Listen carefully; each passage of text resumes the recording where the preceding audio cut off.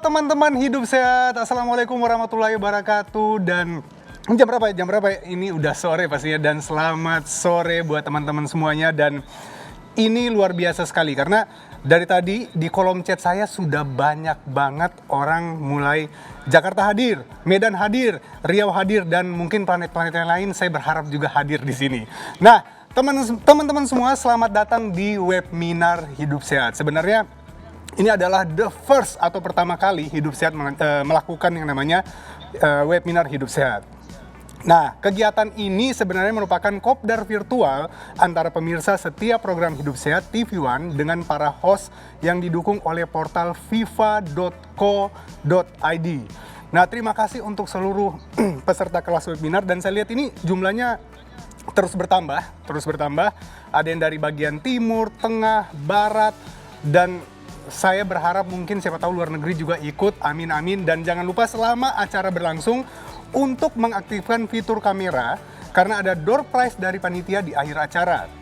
Dan ingat, pertanyaan bisa disampaikan melalui chat. Jadi buat teman-teman jangan curhat ya di sini, kita langsung bertanya aja, santai aja. Pokoknya teman-teman mau bertanya tentang apapun itu bisa. Tapi ingat, tema kita saat ini itu adalah sakit gigi di tengah pandemi, amankah ke dokter gigi? Nah, buat teman-teman mikir, aduh udah pandemi, sakit gigi lagi, aman nggak sih sebenarnya kalau sakit gigi ini ke pandemi? Nah, sakit gigi ini ke dokter gigi pada saat pandemi. Nah, pertanyaan bisa disampaikan melalui chat. Dan ingat, pertanyaan terbaik versi pembicara itu akan mendapatkan door prize di akhir acara. Pasti penasaran door prize-nya itu apa? Nanti akan kita beritahu door prize-nya itu apa. Nah, jangan lupa untuk screenshot momen kamu mengikuti kegiatan ini di awal dan akhir webinar untuk mendapatkan e-sertifikat yang akan dikirimkan 7 hari setelah kegiatan webinar melalui email. Nah, kelas webinar kali ini akan sharing ilmu dengan pengalaman dari salah satu host program Hidup Sehat TV One yang juga berprofesi. Ini gara-gara ngomongin gigi saya udah jelimet banget nih. Nah, berprofesi sebagai dokter gigi. Nah, siapa dia? Mungkin ini udah terkenal banget sih sebenarnya. Teman-teman pasti udah tahu. Namanya adalah Dokter Gigi Tengku Anissa Utami. Itu Mars, dokter gigi kelahiran Siak 27 Juli 1994. Ya, lebih tua dari saya sih sebenarnya. Saya 2004 saya ya. Ya, 2004 itu mungkin 20 tahun yang lalu. Alumni kedokteran gigi Trisakti, Magister Administrasi Rumah Sakit, Mars Universitas Esa Unggul, praktek di beberapa klinik gigi dan menulis buku Self Love. Wow, aktif menjadi konten kreator @korban tukang gigi. Nah, karena memang banyak tukang gigi di luar sana. Ya, mari kita sambut Dr. Tengku Anissa Utami. Halo, Dok. Halo, Dokter Rizal. Wah. Gimana nih, Dok? Kita social iya. distancing. Physical distancing. Iya. Okay. Nah, silakan, Dok. Nah, Dok, saya ini sebenarnya pendatang baru ya, di Hidup Sehat ini kan dokter yang udah lama nih. Saya harusnya bertanya pengalaman dokter ini. Tapi pengalaman nge-host dokter lebih banyak daripada saya kayaknya. Amin. Nah, Dok, ini Dok, mungkin sebelum kita ngomongin tentang pandemi, gitu, gimana Dok selama pandemi ini dokter masih praktek apa enggak? Selama pandemi ini kita sebagian dokter, terutama saya ya, masih praktek, Dok. Oh, masih praktek? Masih praktek. Bagaimana pasiennya, berkurang atau semakin banyak? Sebenarnya bukan berkurang ya, Dok, tapi kita selektif. Jadi selama pandemi ini nggak semua kasus itu bisa kita tangani. Jadi kita lebih selektif menerima kasus-kasus apa aja yang memang perlu kita tangani. Gitu. Oke, jadi memang harus selektif karena banyak juga ya dokter gigi yang tertular. Iya, Karena ya sekali. Mungkin teman-teman tahu kan pada saat kita buka gigi nggak ada yang mulutnya nggak dibuka ya pada saat dokter gigi, ya kan? Banget. Karena pasti keluarnya gigi, nggak mungkin dong keluarnya mata datang buat dok saya gara-gara sakit gigi, sakit mata, tolong dong periksa mata saya, kan nggak mungkin. Ya, seperti yang kita tahu nih, Dok. Jadi kan penularan pertama atau penularan utama dari COVID-19 ini itu kan melalui droplet, Dok. Yeah. Melalui droplet yang ada di dalam mulut tentunya. Betul. Makanya kita diinstruksikan oleh pemerintah untuk menggunakan masker. Dan kalau yang seperti dokter bilang tadi, kalau kita ke dokter dokter gigi, otomatis kita bakal buka mulut selebar-lebarnya, ya kan? Ini gitu. Cuman kesempatan buka mulut selebar-lebarnya di depan orang itu hanya bisa ada di dokter gigi. Benar Oh nggak? gitu, iya Coba benar. deh, ada orang-orang di sini, saya katakan dokter Nisa bukan dokter gigi, saya ke dokter Nisa terus saya buka mulut lebar-lebar, kan marah pasti kan? Tapi saya nggak sih dok, kalau misalnya nih saya Bisa ketawa aja. sama dokter ya kan, ketawa selebar-lebarnya, dokter marah nggak sama saya? Nggak juga sih, cuman kalau pandemi ini pasti ya gimana juga ya. Oh iya Gitu. benar-benar, jaga jarak Tapi gitu benar ya. ya dok, benar. Jadi sebenarnya bukan cuman pasien yang terlindungi, tapi tenaga kesehatan itu harus dilindungi. Benar Karena pandemi banget. ini sebenarnya tenaga kesehatan itu bukan tenaga yang di depan sebenarnya. Tenaga kesehatan itu adalah benteng terakhir. Benar. Gitu. Jadi nggak bisa dikorbankan dan dokter juga harus benar-benar menjaga. Nah, ini dok, mau pandemi ataupun sebelum pandemi ini sebenarnya kasus apa saja yang paling banyak? Sebelum pandemi apa, pas saat pandemi ada nggak bedanya kira-kira? Kasus apa saja yang paling banyak? Iya. Itu tergantung lokasi dan daerah dok. Ini menarik. Oke, Adi, Iya. mungkin bisa disampaikan kalau daerahnya seperti apa, ini kasusnya seperti apa? Mungkin gitu. dokter lebih paham ya, karena Oke. memang bidang ilmu dokter ya. Jadi kalau misalnya kita ke daerah pinggiran Jakarta Iya. atau ke daerah-daerah kota yang lebih mungkin bukan di kota pusatnya Jakarta ya, Iya. itu biasanya orang punya menganut sistem hanya ketika sakit ke dokter gigi. Ya Betul. kan?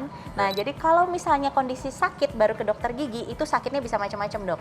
Ada yang sakit gigi udah bengkak, Ya. ya kan, ada yang berlubang akhirnya sakit gigi udah bengkak, ada yang kondisi karang giginya sudah parah dan akhirnya giginya goyang.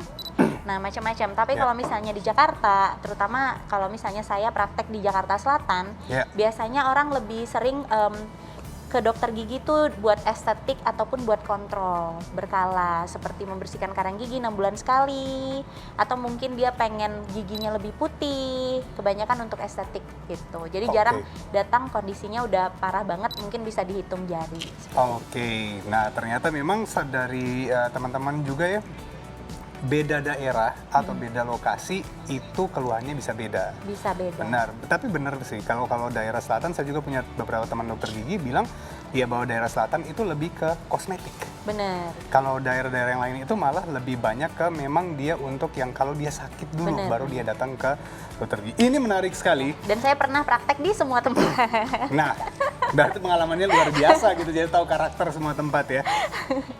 Nah, dok, ini di depan saya ini sudah banyak macam-macam. Saya Oke. aja sampai jatuhin satu gelas ini loh, karena mikir ini, wah ada banyak nih, dokter Nisa. Dokter Nisa bisa nggak sih mungkin memberikan penjelasan mungkin secara ringkas, tapi bisa menjelaskan semua apa yang ada tentang kesehatan gigi depan kita ini, dok? Oke, sebenarnya lebih enak ini lagi nanti di tips sih dok, tapi boleh lah ya. Jadi di masa pandemi ini kita perlu sekali untuk menjaga kesehatan gigi dan mulut, ya kan dok? Betul.